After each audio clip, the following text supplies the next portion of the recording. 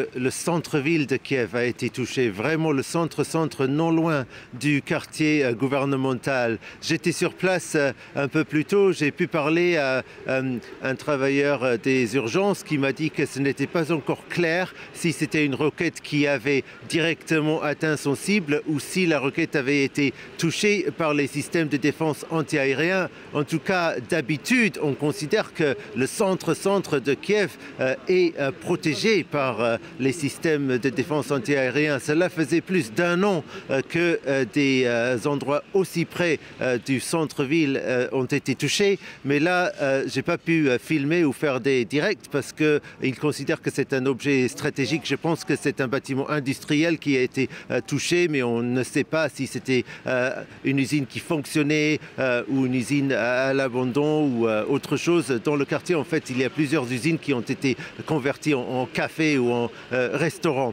Mais là où je me trouve en ce moment, c'est Sviatoshin au nord-ouest de Kiev, l'un de plusieurs endroits dans les banlieues de la ville où des fragments de roquettes ont causé des dégâts.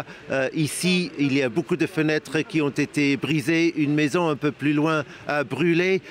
Les sauveteurs m'ont informé qu'un peu par miracle, les deux personnes qui étaient dans la maison ont survécu. Le monsieur était dans la salle de bain, la femme a pu sortir suffisamment, mais ailleurs, à travers l'Ukraine, il y a au moins 5 morts et plusieurs blessés à Kiev, au moins 13 hospitalisés. Et il y a eu des frappes à Kharkiv qui ont touché des immeubles d'appartements. Et je pense que là, il est possible qu'ils vont découvrir beaucoup plus de victimes. Si je comprends bien, les travailleurs sont en train de chercher dans les décombres à Kharkiv.